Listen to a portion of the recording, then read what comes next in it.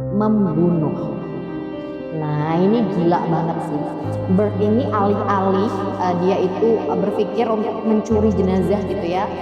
Dia ini justru ingin mendapatkan studi kedokteran. Studi kedokteran merupakan bidang studi yang bergengsi dari zaman dulu hingga saat ini, di mana orang-orang yang bersekolah di jurusan kedokteran adalah orang-orang yang mampu secara materi juga secara kecerdasan.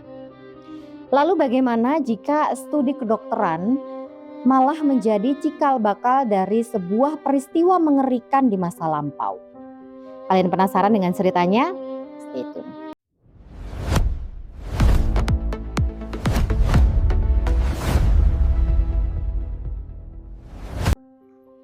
Halo guys, kembali lagi bersama aku Juwita di channel Juwita Talks. Channel yang akan membahas cerita sejarah, kisah-kisah misteri, kriminal, juga folklore dari seluruh penjuru dunia. Nah, pada kesempatan kali ini aku akan membawakan sebuah peristiwa atau cerita tindakan kriminal yang sangat terkenal di wilayah Britania Raya, tepatnya di kota Edinburgh, Skotlandia pada tahun 1820-an guys. Tapi sebelum masuk ke ceritanya, aku ingin minta tolong kepada teman-teman semua untuk membantuku ya guys. Klik subscribe supaya channelku bisa berkembang sehingga aku bisa terus ketemu sama kalian dan membawakan cerita-cerita yang menarik untuk kalian gitu. Dan sekarang yuk kita masuk ke ceritanya. Nah, kisah ini berawal dari kemajuan bidang kedokteran atau studi kedokteran yang ada di Britania Raya. Jadi pada tahun 1820-an itu memang studi kedokteran sedang mengalami peningkatan yang sangat pesat. Bidang ini banyak diminati, kemudian juga perkembangan ilmu pengetahuan kedokteran itu menjadi sangat maju. Hal ini membuat beberapa universitas yang berada di Britania Raya berlomba-lomba untuk meluluskan dokter-dokter terbaik. Namun, berseberangan dengan tujuan itu, ada hambatan yang dirasakan oleh universitas-universitas ini. Hambatan ini adalah hambatan yang cukup berdampak ya guys dalam perjalanan studi kedokteran. Hambatan apakah itu? Hambatan ini adalah adanya kekurangan stok mayat atau jenazah atau kadaver yang digunakan untuk praktek pembedahan anatomi tubuh. Ya, kita semua tahu ya. Kalau murid-murid atau mahasiswa-mahasiswa kedokteran itu akan sampai di fase gitu ya atau di proses pembelajaran tentang anatomi tubuh di mana mereka diwajibkan untuk melakukan pembedahan tubuh manusia yang asli gitu ya untuk kemudian dipelajari gitu ya guys. Namun kenapa tadi aku katakan ada hambatan ya di proses ini karena pada tahun itu 1820-an stok jenazah ini ya untuk digunakan sebagai praktek pembedahan hanya boleh menggunakan jenazah dari narapidana yang sudah dieksekusi mati. Jadi jenazah yang boleh digunakan oleh para mahasiswa kedokteran adalah jenazah dari narapidana yang sudah dieksekusi mati. Jenazah selain itu tidak diizinkan untuk dijadikan bahan praktek pembedahan anatomi tubuh. Nah, hal ini tentu saja membuat mahasiswa, dosen itu kesulitan gitu ya untuk mencari jenazah gitu karena nggak mungkin kan eksekusi mati itu dilaksanakan setiap hari gitu ya, setiap bulan juga belum tentu ada gitu kan orang-orang yang dihukum mati gitu.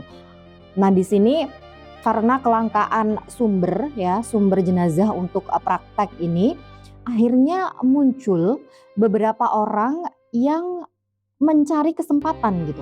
Jadi beberapa orang itu mencoba memenuhi permintaan dari jenazah ini dengan cara ilegal gitu ya. Akhirnya di Britania Raya ini mulai ada nih kasus-kasus penggalian kuburan secara ilegal. Jadi ada beberapa kuburan atau makam di Britania Raya itu yang dilaporkan sudah digali gitu ya tanpa izin, kemudian mayat di dalamnya itu hilang gitu ya, dan mayat-mayat ini ternyata dijual gitu ya secara ilegal atau dijual di pasar gelap gitu ya kepada para mahasiswa atau dosen kedokteran gitu. Jadi memang praktek ini muncul dari adanya permintaan tentang stok jenazah gitu.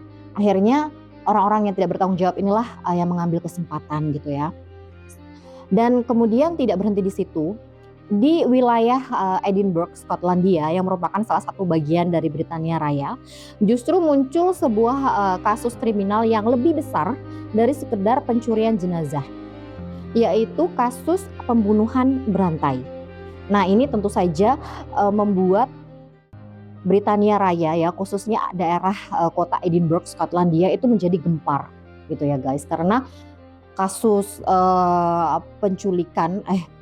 kasus pencurian jenazah gitu ya di kuburan itu sudah cukup mengerikan. Namun sekarang justru ada atau muncul kasus pembunuhan berantai. Nah, sebelum kita masuk ke kronologi kasusnya, terlebih dulu aku mau ngajak kalian buat membahas siapa sih tokoh-tokoh di belakang kasus pembunuhan ini. Seorang lelaki bernama William Burke atau yang akrab disapa Burke adalah seorang lelaki yang berasal dari Irlandia yang kemudian memutuskan untuk merantau atau bermigrasi ke wilayah Skotlandia, tepatnya di kota Falkirk. Dan di sana ia berjumpa dengan seorang wanita, kemudian saling jatuh cinta dan menikah gitu ya. Burke ini kemudian bekerja di sebuah pabrik ya guys, sebagai buruh pabrik. Dan ya bisa dikatakan dia itu hidup di golongan menengah ke bawah gitu ya, atau masih berada di garis kemiskinan. Namun ternyata dalam perjalanan rumah tangganya, Burke ini tidak sejalan gitu dengan istrinya guys. Jadi mereka menemukan beberapa masalah dalam rumah tangga itu hingga akhirnya mereka memutuskan untuk bercerai atau berpisah gitu ya. Setelah beberapa saat Burke ini sendiri gitu ya, akhirnya dia kembali bertemu dengan seorang wanita yang bernama Helen gitu ya guys. Dan akhirnya Burke dan Helen ini menikah. Dan setelah pernikahan keduanya, Burke ini kemudian ingin pindah gitu ya, ingin ganti suasana gitu dan mencari peruntungan lagi yang lebih baik gitu ya ke kota lain. Jadi Burke membawa Helen istri barunya untuk pindah dari Falkirk ke kota Edinburgh ya masih sama-sama berada di Skotlandia tapi beda kota gitu guys. Burke kemudian beralih profesi, tidak lagi menjadi buruh pabrik, tapi ia bekerja sebagai wira swasta gitu ya, atau menciptakan lapangan kerjanya sendiri. Dia di Skotlandia, di Edinburgh, Skotlandia itu bekerja sebagai penjual baju bekas dan tukang sepatu. Jadi mungkin tukang servis sepatu gitu ya guys ya. Namun sayangnya walaupun sudah berpindah profesi, kondisi perekonomian Burke ini tidak kunjung membaik guys. Ya tetap saja berada di kelas bawah gitu ya. Hingga akhirnya Burke dan Helen hanya mampu menyewa sebuah apartemen murah gitu ya yang terkenal kumuh gitu di wilayah Westport, Edinburgh. Nah, di apartemen ini memang kebanyakan dihuni oleh para imigran miskin gitu guys yang merantau di Edinburgh gitu kan, mengadu nasib gitu, tapi ya sulit gitu ya, penghasilannya juga sedikit, akhirnya hanya mampu menyewa di apartemen kumuh ini. Burke akhirnya tinggal di apartemen itu untuk menekan biaya kebutuhan sehari-hari gitu ya.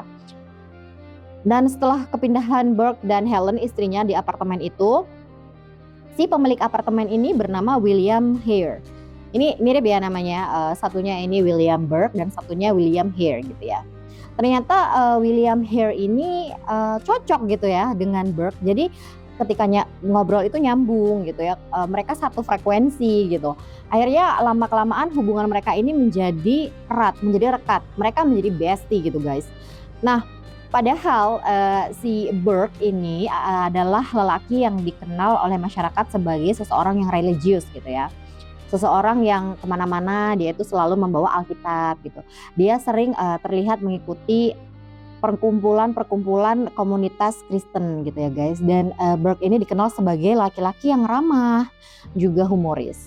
Sedangkan William Hare atau Hare ini dikenal sebagai sosok yang kasar gitu. Jadi Hare ini dikenal sebagai sosok yang temperamen gitu ya, suka nyari ribut gitu, suka ngajak orang berantem gitu guys. Tapi anehnya mereka berdua ini ketika bertemu justru nyambung, satu frekuensi dan akhirnya berteman baik. Nah, tidak hanya mereka berdua, para istri mereka yaitu Helen istrinya Burke dan Margaret istrinya Hare juga berteman baik. Ternyata selain para suami juga istri-istrinya mereka ini bisa nyambung gitu, satu frekuensi. Akhirnya dua pasangan ini mulai menjalin persahabatan yang erat, di mana Hare itu sering mengundang Burke untuk minum-minum, makan-makan di unit apartemennya. Seperti itu guys. Dan kasus pencurian mayat yang dijual secara ilegal ini sudah menyebar ke seluruh penjuru Britania Raya, termasuk di wilayah kota Edinburgh, Skotlandia.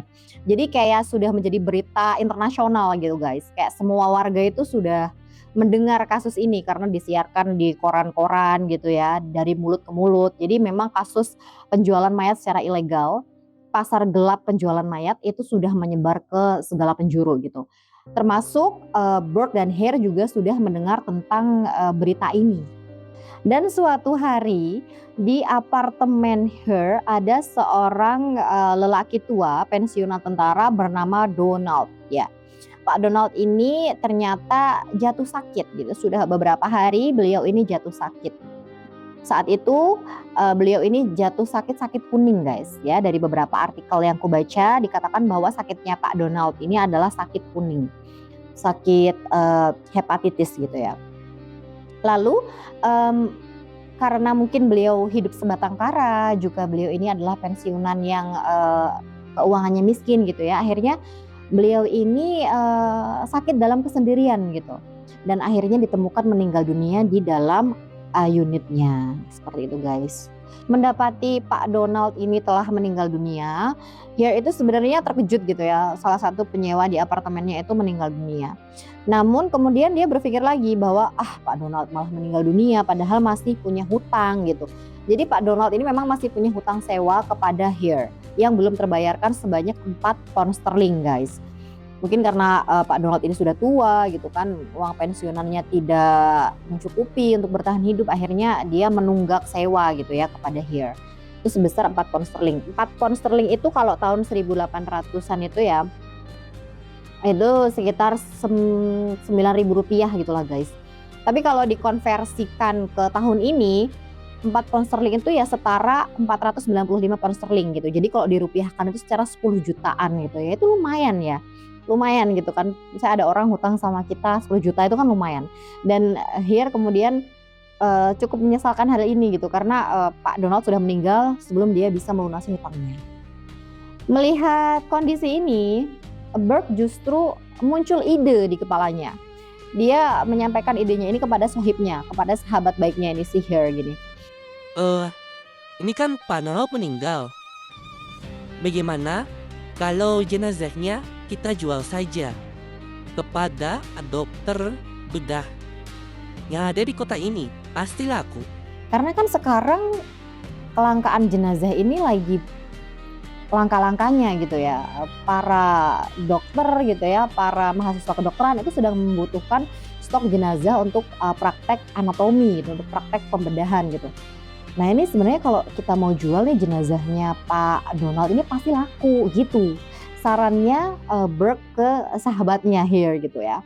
Dan mendengar saran itu, mendengar ide itu, alih-alih Hare ini mengingatkan gitu ya bahwa jual beli mayat secara ilegal itu dilarang, ia justru setuju gitu guys. Dia pikir kalau juga ya, kalau dijual laku lumayan nih. Bisa hitung-hitung nutup utangnya Pak Donald semasa hidup gitu. Akhirnya kedua sahabat ini ya, mereka memutuskan untuk membawa jenazah Pak Donald ke salah satu dokter yang berada di kota Edinburgh. Dokter ini bernama Dr. Robert Knox ya.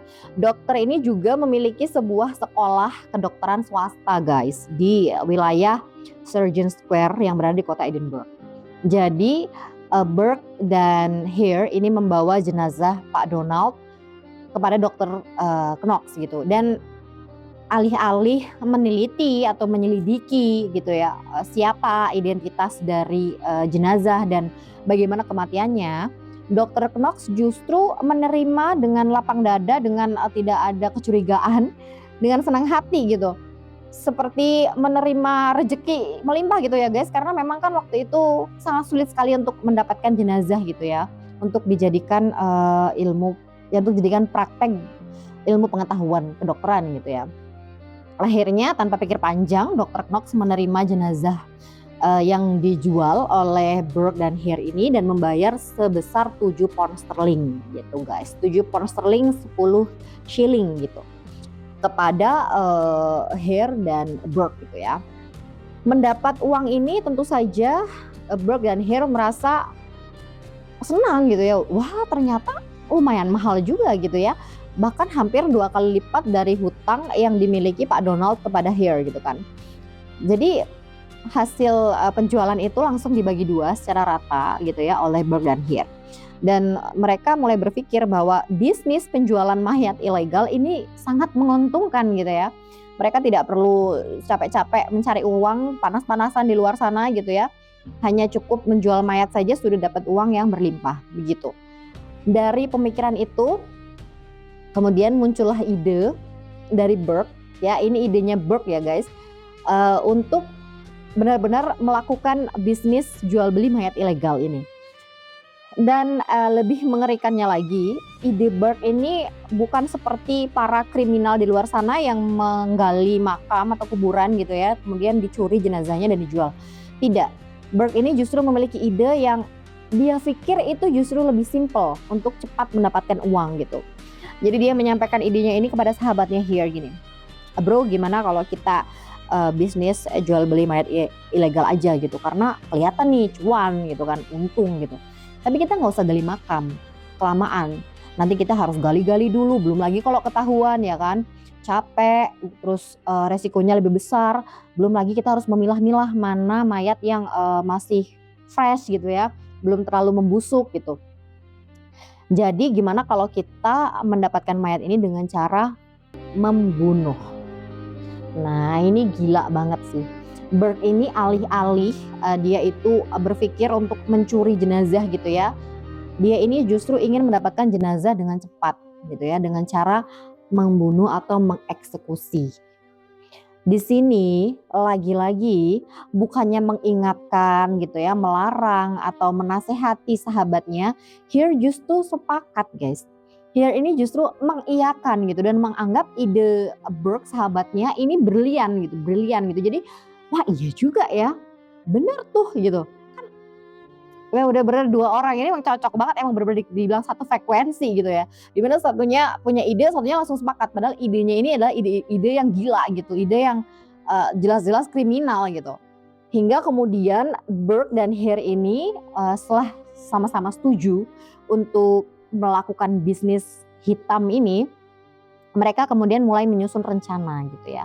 Mereka mulai menganalisis nih, siapa-siapa yang cocok untuk dijadikan korban gitu guys. Jadi untuk penjualan pertama tadi kan Pak Donald gitu ya, yang dijual karena meninggal secara natural gitu ya. Jadi meninggalnya memang karena sakit gitu. Tapi untuk jenazah yang kedua, mereka ini sudah merencanakan sebuah pembunuhan gitu guys. Aksi pembunuhan pertama ini kemudian mereka targetkan kepada korbannya adalah seorang pria bernama Joseph. Joseph ini adalah seorang perantau juga ya, seorang imigran juga yang berasal dari Inggris guys. Jadi Joseph ini merantau sendirian ke Edinburgh, Skotlandia. Dia bekerja sebagai seorang penjual korek api. Dan karena ya tadi gitu, karena penghasilannya yang sangat sedikit gitu ya, ia menekan biaya hidup dengan cara menyewa salah satu unit di apartemen kumuh miliknya Hare gitu ya. Dan diketahui bahwa sudah beberapa hari Joseph ini juga sedang sakit. Jadi dia itu sedang sakit demam gitu guys. Yang tidak diketahui ya penyakitnya itu apa, tapi memang dia sudah lama menderita sakit gitu. Nah di sini Burke ini berpikir bahwa Joseph ini adalah target yang cocok gitu ya. Kenapa? Karena ini mungkin akal-akalannya si Burke aja gitu ya guys. Burke ini berpikir bahwa lebih baik Joseph itu meninggal aja deh gitu. Soalnya kasihan gitu kan, lama sakit gitu kan, dia pasti menderita, apalagi hidupnya juga miskin gitu. Jadi gimana kalau kita akhiri saja penderitaannya dengan diakhiri hidupnya gitu. Itu, pikirannya Burke. Kemudian, Burke juga mengatakan pada Hare kalau, "Iya nih soalnya kalau misalnya nggak dibunuh juga bahaya nggak sih kalau nular ke para, penyewa atau penghuni lain di apartemen ini," gitu. Jadi, Burke menargetkan, Joseph dengan alasan-alasan itu. Dan lagi-lagi di sini Hare ya nurut saja dengan pendapat dari sahabatnya, mengiyakan dan sepakat gitu. Akhirnya pada suatu hari Burke dan Hare ini, mendatangi unit milik, Joseph dan kemudian mereka berbincang-bincang gitu ya. Hingga pada saat Joseph ini lengah gitu ya, Burke dan Hare ini segera menyerang Joseph gitu guys. Jadi Joseph ini kemudian diterlentangkan gitu ya posisinya dan, Hare itu menindih badannya Joseph dan menekan dada Joseph dengan sangat keras gitu, dengan sangat kencang gitu, ditekan dadanya. Sementara Burke dia itu memegang kepala Joseph dan membekap mulut juga hidung Joseph hingga ia tidak bisa bernafas gitu. Akhirnya Joseph pun meninggal dalam keadaan lemas guys ya. Kenapa, mereka melakukan pembunuhan dengan cara ini? Itu ditujukan agar, mayat yang mati ini tidak memiliki tanda kekerasan. Jadi nanti ketika meninggal gitu ya, mayat ini tidak ada lebam gitu ya atau luka-luka terbuka gitu. Jadi meninggalnya tuh terlihat alami gitu. Padahal ya itu, meninggal karena dibunuh gitu. Dan karena metode pembunuhan ini, akhirnya metode ini tuh akrab ya, akrab disebut oleh, masyarakat gitu sebagai metode pembunuhan Burking. Karena memang pencetus metode pembunuhan ini adalah Burke gitu. Nah, setelah, mereka berhasil melancarkan aksi mengakhiri atau menghilangkan nyawa Joseph, kemudian jasad Joseph ini dibawa oleh mereka lagi-lagi kepada dokter Robert Knox gitu ya guys. Dan dokter Robert Knox ini juga menerima saja gitu, menerima dengan, eee, tanpa ada rasa curiga gitu. Tanpa bertanya-tanya, "Ini tuh siapa sih?" Gitu ya, "Yang meninggal ini tuh siapa namanya? Meninggalnya kenapa?" Itu tidak ditanyakan. Jadi ya udah diterima aja, kemudian lagi-lagi, Burke dan Hare ini diberikan imbalan gitu ya. Dan, aksi pertama ini berjalan dengan sukses gitu ya. Burke dan Hare semakin percaya diri gitu. Mereka berpikir bahwa, "Ah, ternyata gampang juga ya bunuh orang," gitu. Gampang juga ya ngasilin cuan dengan jualan mayat gitu kan. Dan akhirnya, Joseph dan Burke ini merencanakan, pembunuhan berikutnya gitu ya. Setelah break beberapa saat gitu ya guys, Burke dan Hare ini kembali mencari target korban selanjutnya. Hingga kemudian mereka berhasil ya menemukan target selanjutnya, yaitu seorang pengemis tua ya, wanita tua yang berasal dari kota Glimmerton. Dari beberapa artikel yang aku baca, tidak diketahui identitas dari wanita ini guys, karena memang dia itu sehari-harinya, berkeliaran di kota Edinburgh sebagai seorang pengemis gitu ya. Jadi ya pendatang gitu ya, imigran kemudian bekerja sebagai pengemis gitu, tentu saja kan tidak banyak orang yang tahu gitu ya identitasnya siapa gitu.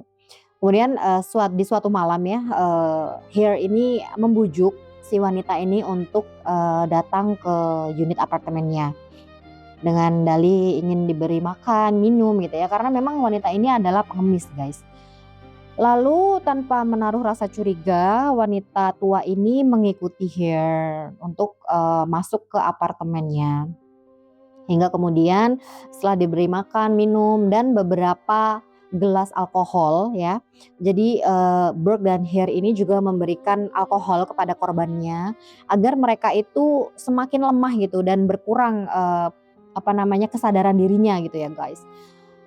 Akhirnya wanita ini mulai teler gitu ya, mulai lemes, mulai tidak tidak, waras gitu ya. Akhirnya si Burke dan Hare ini lagi-lagi menggunakan metode Burking untuk membunuh korbannya. Wanita tua itu diterlentangkan, ditekan dadanya dengan keras dan dibekap sampai menghembuskan nafas terakhir. Lalu lagi-lagi jenazahnya dibawa dan diserahkan kepada dokter Dr. Robert Knox sebagai penadah, guys. Nah, di aksi pembunuhan kedua ini membuat Burke dan Hare semakin yakin gitu ya bahwa ini adalah mata pencaharian baru yang sangat menguntungkan gitu. Dan kemudian mereka melanjutkan aksi kejamnya kepada korban-korban berikutnya gitu, guys. Ya, korban-korban yang mereka targetkan ini memang orang-orang yang identitasnya tidak diketahui gitu ya, imigran, orang miskin gitu, pengemis, pekerja seks komersial gitu. Jadi tidak banyak orang yang tahu kalau misalnya korbannya ini hilang gitu. Dan tidak ada keluarga yang mencari gitu. Jadi ya ini membuat Burke dan Hare merasa aman gitu untuk terus melanjutkan aksinya gitu.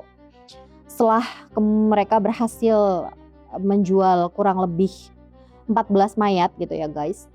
14 atau 15 mayat gitu ya. Burke dan Hare kemudian menargetkan seseorang yang salah gitu, guys. Kenapa aku bisa katakan ini adalah target yang salah? Karena ternyata korban yang mereka targetkan ini bukan seseorang yang tidak diketahui identitasnya. Korban yang mereka targetkan ini adalah seorang pemuda disabilitas berusia 18 tahun bernama James Wilson atau akrab disapa Draft Jamie. Jadi walaupun ini adalah seorang pemuda disabilitas yang ia sehari-harinya juga berkeliaran di kota Edinburgh meminta-minta gitu ya menjadi pengemis. Namun laki-laki ini, pemuda ini cukup dikenal oleh warga Edinburgh, guys. Karena selain dia disabilitas ya, memiliki cacat di area kakinya yang terlihat sangat jelas gitu ya, physically, dia juga adalah pemuda yang sering menghibur gitu. Jadi ketika dia berjumpa dengan warga di area publik, dia itu sering menghibur warga dengan lelucon-lelucon, dengan tingkah-tingkah konyol gitu, dan ya warga mengenalnya sebagai pribadi yang menyenangkan gitu. Walaupun si James ini adalah orang disabilitas ya, yang memiliki cacat gitu. Nah, pada suatu malam gitu ya, Burke dan Hare ini membujuk James atau Draft Jamie untuk bergabung minum-minum di unit apartemennya Hare gitu. Namun alih-alih menerima seperti korban-korban sebelumnya, James ini menolak dengan keras ajakan dari Burke dan Hare karena James ini memang tidak minum alkohol, memang tidak bisa mabuk gitu. James ini menolak dan Burke dan Hare di situ merasa geram gitu ya, guys. Ini kita udah berhasil membunuh belasan orang nih. Ini kali ini nih kok dapat korban ngeyel gitu ya. Akhirnya Burke dan Hare ini memaksa James untuk mengikuti mereka, tapi James terus menolak gitu, guys, terus memberikan perlawanan hingga Burke dan Hare ini mulai kehabisan kesabaran dan James dibunuh dengan kejam, guys, di jalanan yang sepi. Seperti korban-korban sebelumnya, James ini dibunuh masih dengan menggunakan metode burking. Lalu ketika mayat James ini dibawa untuk dijual kepada Dr. Knox, Dr. Knox masih tidak menaruh curiga dan mungkin juga Dr. Knox ini sudah tahu ya, guys, sebenarnya bahwa mayat-mayat yang ia terima itu adalah mayat hasil pembunuhan gitu. Tapi ya dia tidak peduli gitu, kayak bodo amat lah, yang penting dapat gitu. Seperti itu, akhirnya ya tetap dibeli dan tetap memberikan bayaran kepada Burke dan Hare gitu. Namun ketika Dr. Knox itu membawa mayat James di ruang pembedahan gitu ya untuk disodorkan kepada mahasiswa-mahasiswinya dalam praktek pembedahan, masalah mulai terjadi. Di mana beberapa orang murid atau mahasiswa dari Dr. Knox ini menyadari sosok mayat yang berada di hadapan mereka. Mereka bilang, salah satu dari mereka bilang gini, "Loh, ini bukannya Draft Jamie gitu ya? Ini bukannya James Wilson yang biasa berkeliling kota untuk minta-minta ya gitu kan? Iya nggak sih ini James gitu?" Dan beberapa orang mengiyakan gitu, kayak iya ya ini kayaknya James gitu, nggak salah lagi gitu. Nah, mendengar beberapa mahasiswanya mengatakan hal itu, Dr. Knox kemudian segera menyangkal, guys. Jadi kayak, enggak, bukan, kalian salah lihat aja kali gitu. Ini tuh kayak mayat ini kok tahanan yang sudah dieksekusi gitu. Jadi Dr. Knox itu mencoba untuk meyakinkan mahasiswanya ya, meyakinkan muridnya bahwa dugaan mereka itu salah gitu. Lalu Dr. Knox segera melakukan tindakan pembedahan kepada mayat James agar tidak semakin dicurigai oleh muridnya. Dr. Knox ini memisahkan area kelapa James dan kaki James yang memang punya ciri khas gitu ya, yang ditahu oleh masyarakat, yaitu mengalami kecacatan. Jadi sengaja dipisahkan kepala dan kakinya agar mahasiswa Dr. Knox ini tidak semakin curiga gitu. Dan Dr. Knox kemudian juga segera memerintahkan para muridnya untuk melakukan praktek pembedahan kepada mayat James gitu. Hingga akhirnya ya mereka menurut saja apa kata dosennya gitu, apa kata gurunya gitu kan guys. Seperti itu. Nah, walaupun sempat dicurigai gitu ya, Burke dan Hare ini bisa dikatakan masih beruntung gitu guys, karena nyatanya murid atau mahasiswa dari Dr. Robert Knox ini tidak membuka mulut gitu. Jadi walaupun mereka tahu, walaupun mereka yakin gitu ya bahwa ini tuh beneran James Wilson deh gitu, tapi mereka simpan sendiri gitu. Mereka tidak menyebarkannya kepada orang luar ataupun melaporkannya kepada pihak kepolisian. Karena aksi kejamnya belum juga terlacak ya atau terungkap, Burke dan Hare masih melanjutkan bisnis penjualan mayat ilegal dan aksi pembunuhan berantai ini. Hingga kemudian mereka kembali menargetkan seseorang untuk menjadi korban berikutnya, yaitu seorang wanita bernama Margaret Dougherty. Korban kali ini adalah salah satu penyewa di apartemen kumuh milik Hare. Jadi mereka lagi-lagi menargetkan sesama penyewa nih ya. Burke ini lagi-lagi menargetkan sesama penyewa di apartemen itu. Dan kali ini orang yang tidak beruntung itu adalah Margaret Dougherty. Nah, namanya sebenarnya sama ya dengan nama istrinya Hare ya, sama-sama Margaret gitu ya. Tapi mereka tanpa belas kasihan gitu ya, tanpa simpati, mereka tetap melaksanakan kekejaman ini ya. Mereka membunuh Margaret Dougherty di unit apartemennya sendiri. Jadi mereka masuk apartemennya Margaret, kemudian membekap dan menindih tubuh wanita itu sebagaimana mereka melakukan burking kepada korban-korban sebelumnya. Dan mungkin karena saat itu waktunya itu mepet gitu ya, atau ada orang-orang yang mulai melihat gelagat aneh mereka gitu ya. Akhirnya Burke dan Hare ini tidak sempat langsung membawa jenazah Margaret untuk dijual kepada Dr. Robert Knox. Jenazah Margaret ini kemudian disembunyikan di bawah kolong tempat tidurnya gitu guys. Jadi buru-buru gitu ya, takut ketahuan, akhirnya jenazah Margaret ini disembunyikan dulu gitu di bawah kolong tempat tidurnya Margaret itu sendiri. Tapi beberapa sumber lain juga mengatakan bahwa mayat Margaret ini disembunyikan di bawah tumpukan jerami. Jadi ada dua sumber berbeda nih yang menyebutkan lokasi yang berbeda gitu, di mana tempat penyembunyian mayat Margaret ini. Lalu pada tanggal 2 November 1828 ternyata ada beberapa penyewa yang secara tidak sengaja menemukan jasad Margaret Dougherty. Jadi ketika mereka itu mungkin mengecek gitu ya ke dalam kamar Margaret, mereka menemukan Margaret sudah tidak bernyawa guys. Dan ketika dilihat ada beberapa luka lebam di tubuh Margaret gitu. Dan ini terlihat seperti luka kekerasan gitu ya guys. Ya ini diduga waktu dihilangkan nyawanya oleh Burke dan Hare, Margaret mungkin melakukan perlawanan gitu ya. Hingga akhirnya Burke dan Hare ini melayangkan beberapa pukulan ke tubuh Margaret. Akhirnya meninggalkan tanda kekerasan gitu ya guys. Lalu para penyewa yang secara tidak sengaja menemukan tubuh Margaret ini segera melaporkan peristiwa ini kepada pihak kepolisian. Dan tanpa mengulur waktu, pihak kepolisian keesokan harinya pada tanggal 3 November 1828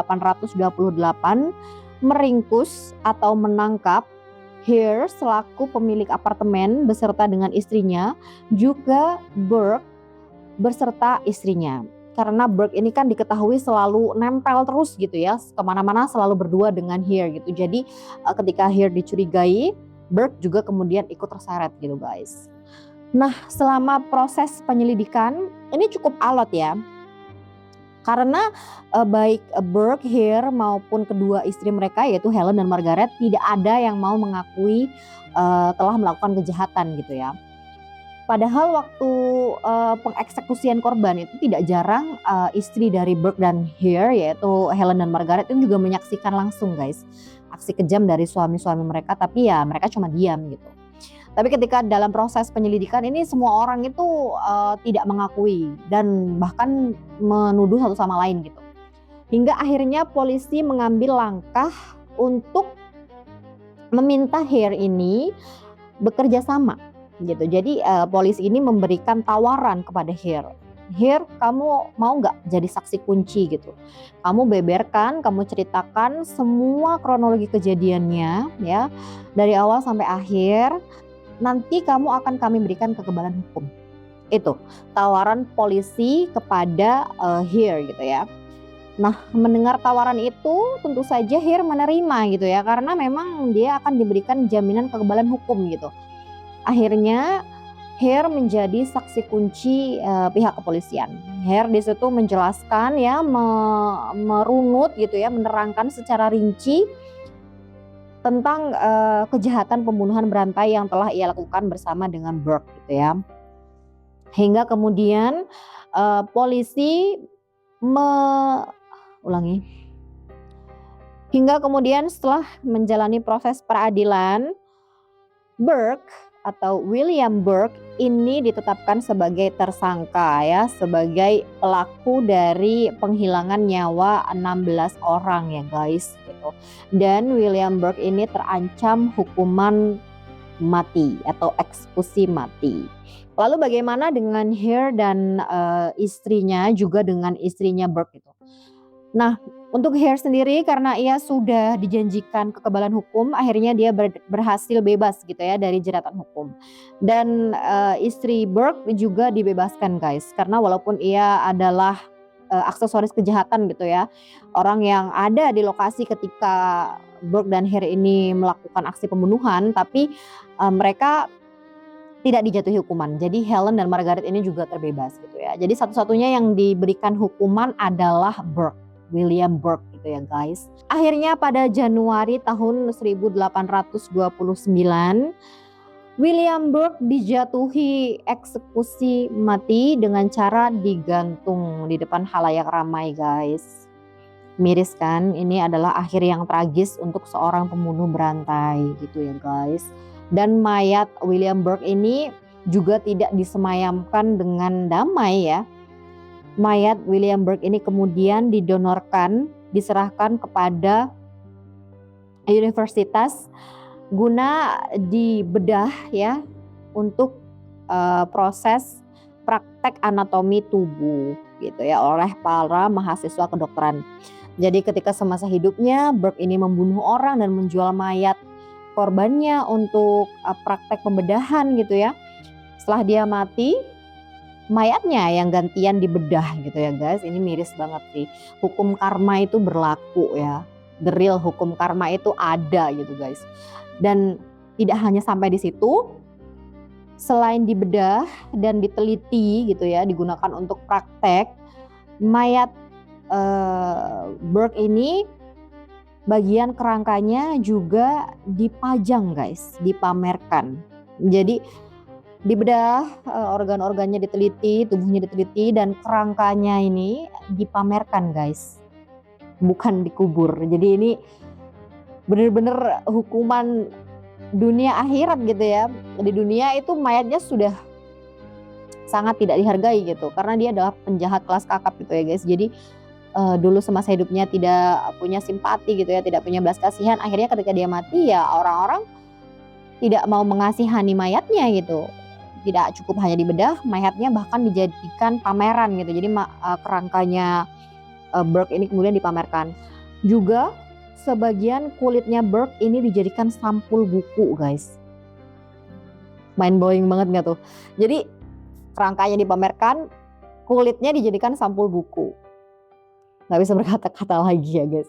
Mungkin ini memang hukuman yang layak gitu diterima oleh Burke gitu ya.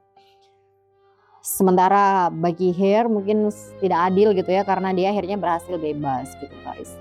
Dan bagaimana kemudian nasib Dr. Robert Knox ya selaku penadah mayat ilegal gitu ya. Nah, ini masih simpang siur ya, guys, di kalangan masyarakat gitu. Apakah Dr. Knox ini sebenarnya mengetahui gitu ya bahwa mayat-mayat yang diterimanya itu adalah mayat-mayat hasil pembunuhan gitu, ataukah memang dia tidak tahu gitu ya bahwa mayat itu adalah mayat hasil pembunuhan berantai gitu ya. Dia hanya sekedar menerima aja gitu ya. Tapi kan walaupun demikian juga Dr. Robert Knox ini tetap melakukan tindakan kriminal ya, karena beliau itu menerima gitu ya atau membeli mayat gitu secara ilegal gitu ya, tidak sah secara hukum negara gitu ya, guys. Dan walaupun tidak dijatuhi hukuman oleh negara, Dr. Robert Knox ini tetap menerima hukuman atau sanksi sosial, guys. Jadi karirnya hancur gitu ya. Dia tidak lagi dihormati gitu sebagai dokter, reputasinya buruk gitu ya, mendadak langsung hancur lebur gitu, guys. Dan juga sekolah kedokteran yang ia miliki juga hancur, guys. Jadi memang karma itu berlaku ya.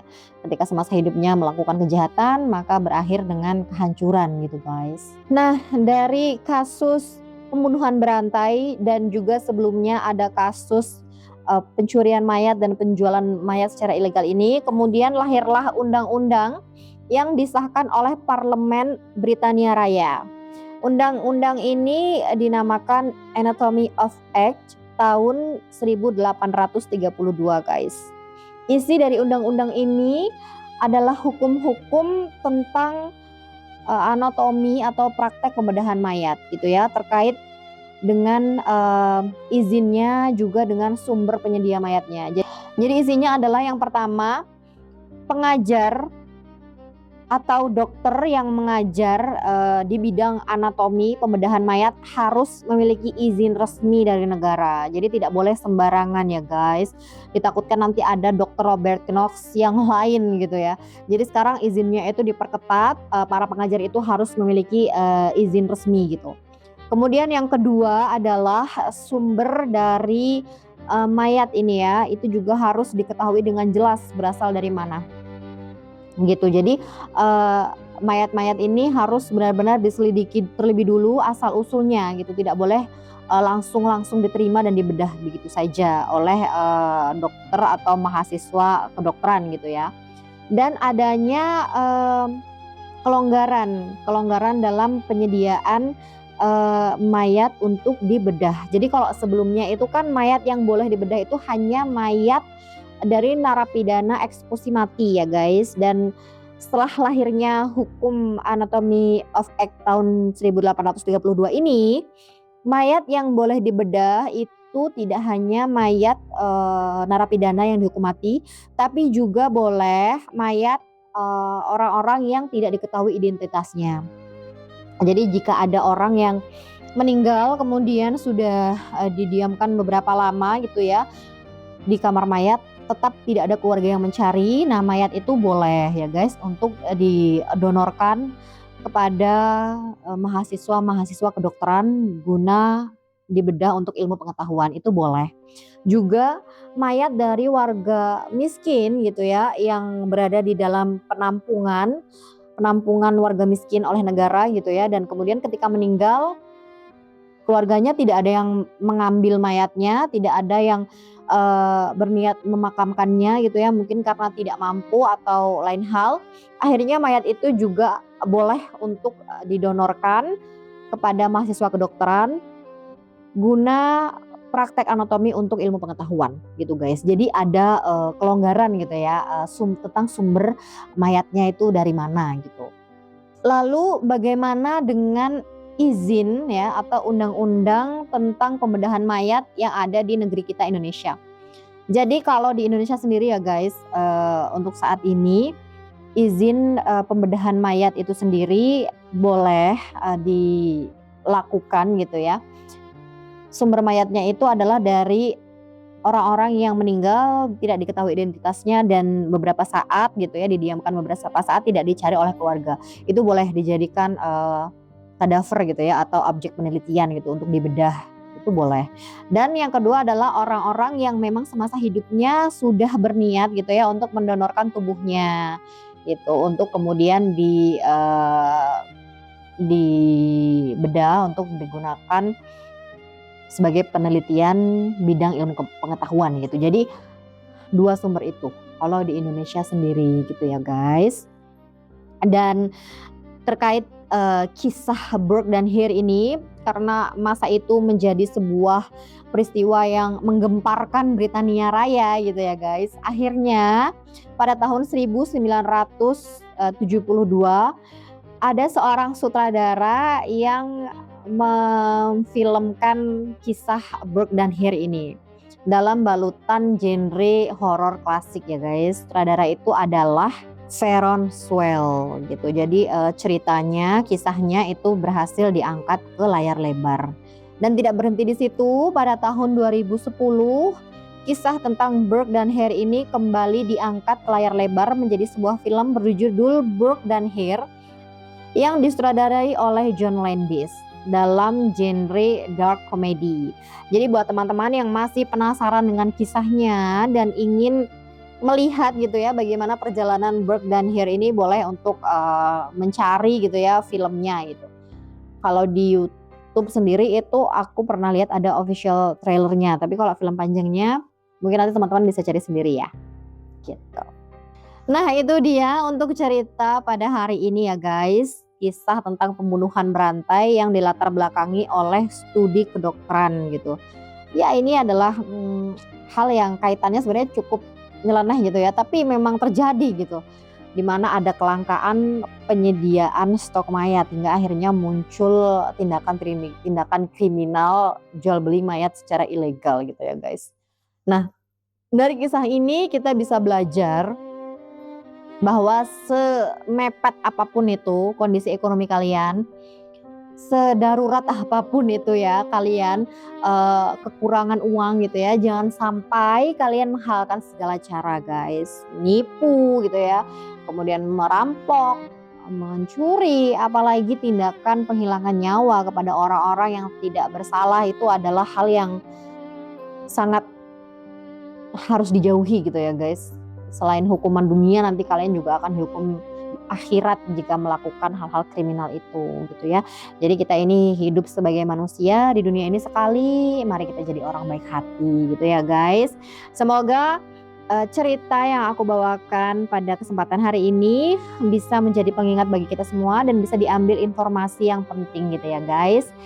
Dan untuk yang terakhir sebelum penutupan, aku lagi-lagi minta tolong kepada teman-teman semua untuk bantu like video ini, share dan juga subscribe channel ini supaya channel ini berkembang dan aku bisa terus menemani kalian membawakan cerita-cerita yang menarik, kisah-kisah yang bisa diambil wawasannya, menambah wawasan kalian, bisa diambil informasinya gitu ya guys. Dan terima kasih buat semuanya yang sudah mengikuti video ini hingga akhir. Semoga kalian terus datang ke channel ini untuk bertemu denganku di cerita-cerita selanjutnya. Bye bye. Wassalamualaikum warahmatullahi wabarakatuh.